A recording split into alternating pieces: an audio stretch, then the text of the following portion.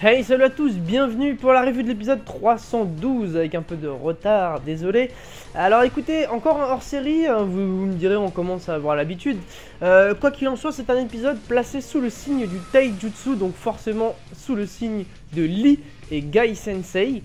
Alors bon écoutez, on va récapituler un petit peu cette histoire. Tout simplement, on voit donc un nouveau Edo Tensei qui arrive, et c'est alors un petit papy qui me fait penser un peu à Tortue Géniale, d'ailleurs, je sais pas ce que vous en pensez.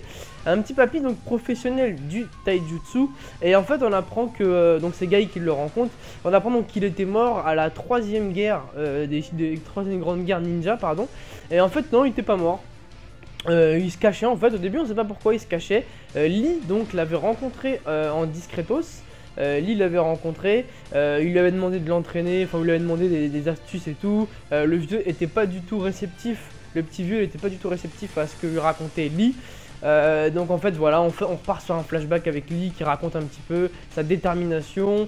Le vieux lui dit pardon, d'arrêter de penser à devenir un shinobi parce qu'il ne maîtrise pas le ninjutsu. Vous savez, hein, c'est le grand problème entre guillemets, parce que c'est pas forcément un problème finalement, mais c'est le problème de Lee qui ne sait pas utiliser le ninjutsu. Donc lui c'est vraiment que du taijutsu. Je crois qu'il ne sait même pas faire un simple kagebunshin ou des choses comme ça, ou même un henge, je crois qu'il sait même pas faire un henge. Donc enfin bref, peu importe. Donc il en parle et tout, on voit un petit peu, rappelez-vous quand il s'est blessé contre Gaara et qu'il y a eu une grosse opération qui était prévue donc par Tsunade. Il avait eu le choix entre soit ne pas se faire opérer et oublier d'être un shinobi, soit se faire opérer et peut-être donc devenir un bon shinobi, mais il avait une chance sur deux de mourir.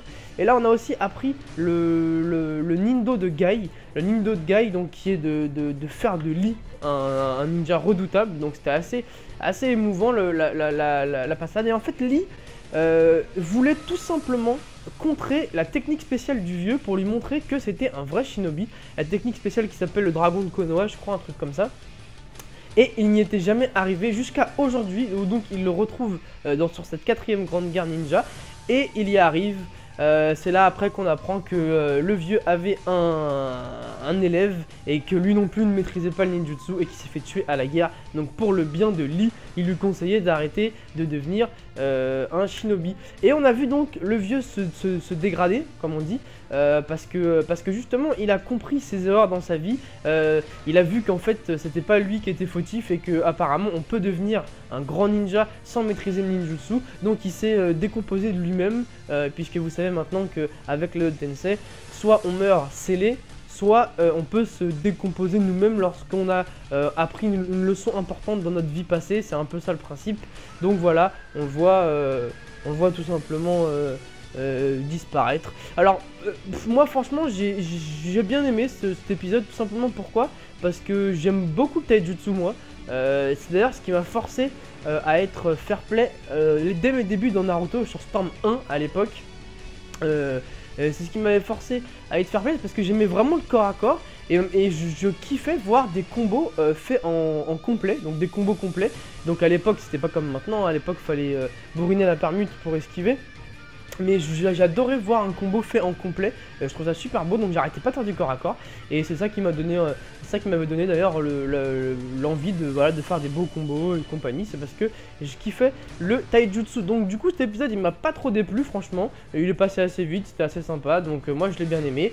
Et enfin dans la preview, on voit donc, alors là ça, par contre celui-là je sens que je vais pas le blairer du tout, mais on voit donc une espèce de petit mec ou une petite meuf, je sais pas trop, apparemment qui d'après ce que j'ai compris, qui maîtrise les éléments, la pluie, le vent, la neige et compagnie, apparemment comme ça. Bon, celui-là on verra bien la semaine prochaine, mais en tout cas il m'a pas émoustillé en preview en tout cas, donc voilà. Écoutez, je vous laisse sur ça, n'hésitez pas à jeter un petit coup d'œil à la nouvelle rubrique de la chaîne Ichiraku TV, donc la chaîne principale. Ça s'appelle Supremacy. Le numéro 1 est sorti, selon quand je posterai cette vidéo, est sorti donc soit tout à l'heure, soit hier. Donc c'est tout simplement, comme je l'ai dit sur Twitter avant de sortir, je l'ai expliqué. C'est tout simplement, au lieu de vous sortir un bang-in de temps en temps, comme ça à l'arrache, je vous propose tout simplement une vidéo travaillée, éditée, montée, avec 4-5 bang-in en même temps. Je pense que c'est plus agréable pour vous de regarder. Ne vous inquiétez pas, les bang-in continueront. Une fois de temps en temps, quand j'en aurai un ou deux, une bonne idée, je les mettrai en solo. Mais en tout cas, si cette vidéo vous plaît beaucoup, que je vois au niveau des statistiques que ça vous a beaucoup plu, je continuerai cette rubrique donc qui s'appelle Suprématie. Voilà, encore une fois, merci à vous tous de suivre Ichiraku TV et Ichiraku TV Chronicles. Moi, il est 19 h, donc je pars à la boxe. Je vous souhaite bon week-end à tous et je vous dis bon week-end une deuxième fois. Voilà, salut à tous, ciao.